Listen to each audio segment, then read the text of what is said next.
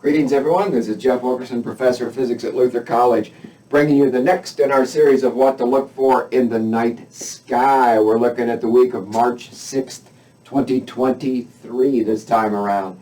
So, we've been looking the last few weeks. We've been thinking about Venus and Jupiter making a close pairing in the sky. They are, of course, still close together there, and we can start talking about them again this week. One of the reasons is the moon starts the week very near full. And as the moon is full, it washes out the sky, so we don't have a chance to see a lot of other things necessarily. Some of the things we might look at, nebulae or galaxies or otherwise, really hard to see with so much moon in the sky. The moon's working its way from Leo through Virgo here. It's passing right through. Beautiful field of galaxies, where if the moon weren't there, there are all kinds of galaxies we'd be able to go out and see right now in the late night, early morning sky, midnight sky. And so it'd be a good time to do that, but it's just not, with the moon there washing things out. So to start, let's turn our attention back toward Jupiter and Venus over here. And we'll start the week right on the 6th.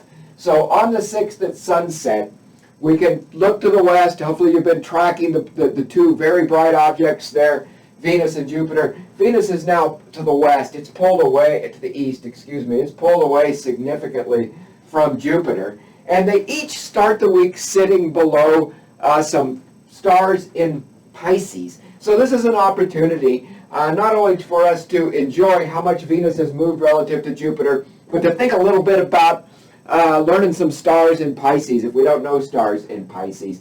Relatively faint stars. All of the stars we're going to look at here are sort of mid-fourth magnitude, 4.3, 4.4 magnitude.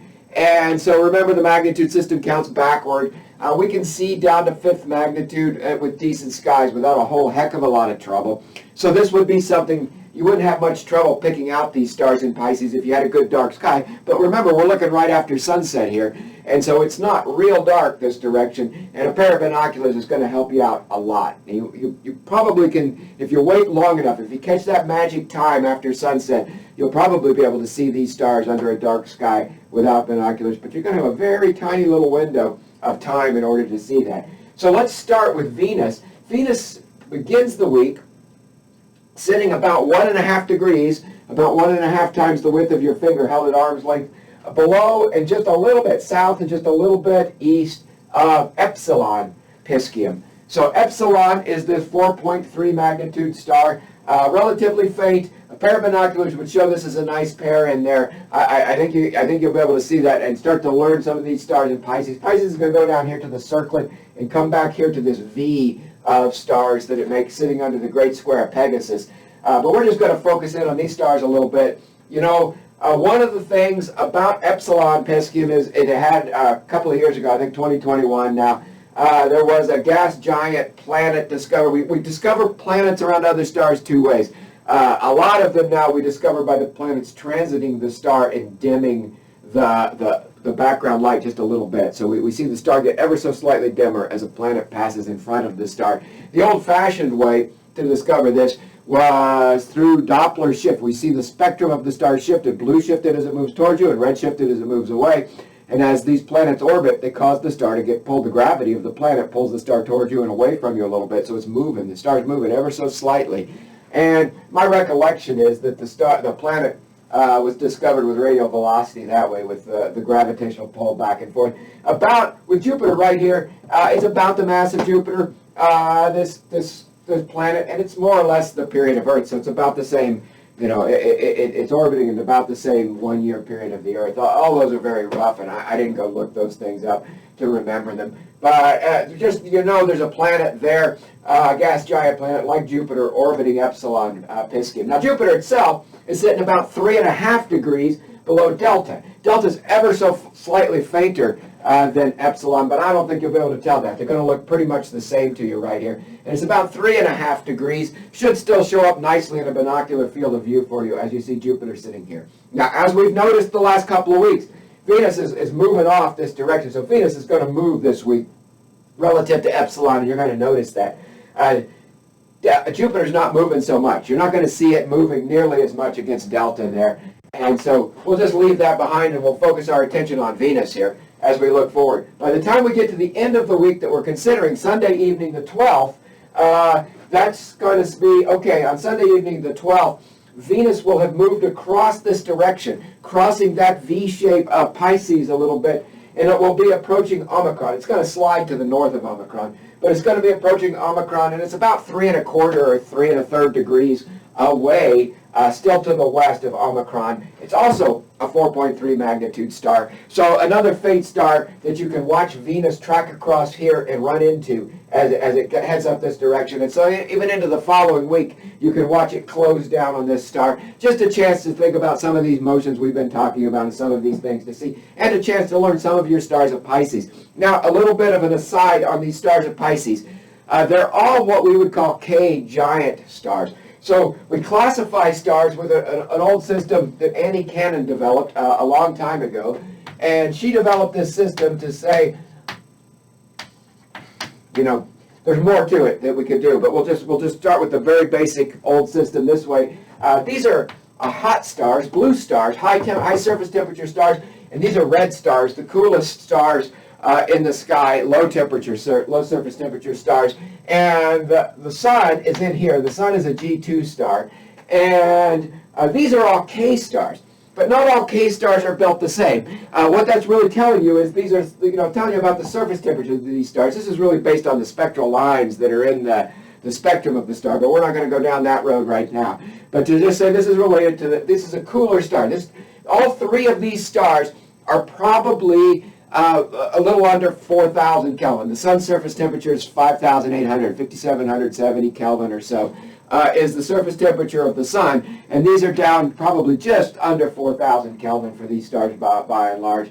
And so they're these K stars. But how bright a star is dependent on both the radius of the star and the temperature of the star. Very dependent on the temperature of the star.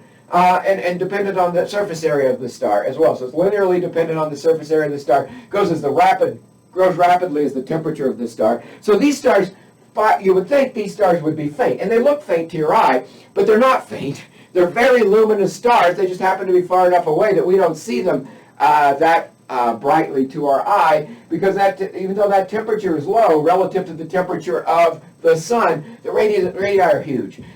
So these stars vary from about 60 or 70 times as bright as the sun to 350 to 450 times as bright as the sun. So these are really bright, luminous, giant stars.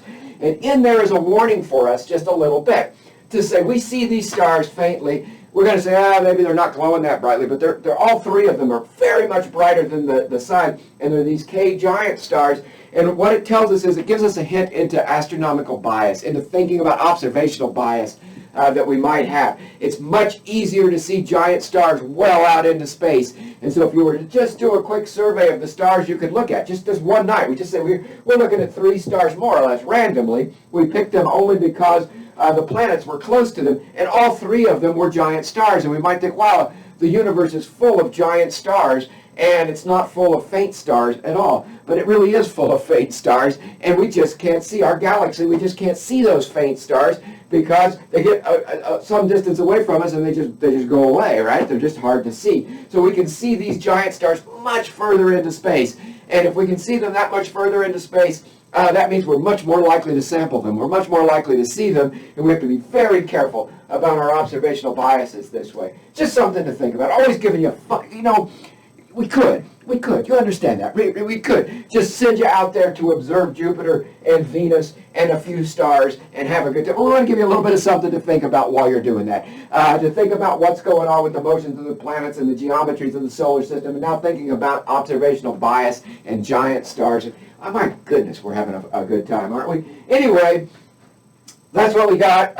Watching Venus move relative to some of these fainter background stars and identifying some of the stars of Pisces. Now, we said earlier that the moon starts the week very near full, and it's waning away, but it doesn't wane away very quickly. It's still 80, 90-some% full all week long, so it's still a big, bright object washing out fainter objects in the sky. What it does, remember we said it's moving from Leo through Virgo, And so on the morning of the 9th, that's Thursday morning, Wednesday night. So Wednesday night into Thursday morning, around 2 to 3 a.m., it will graze Porrima, the Gamma star in Virgo. And we've talked about the Gamma star in Virgo a lot because it happens to be right in the plane of the solar system, and stuff grazes it a lot. Planets and the moon and things pass by there quite a bit. And here it's passing by there. Every month it's going to pass the moon's going to pass very close to Porrima. And the night it's going to do that is the 8th into the morning of the 9th. For me, it probably gets closest at about 2 or 3 in the morning.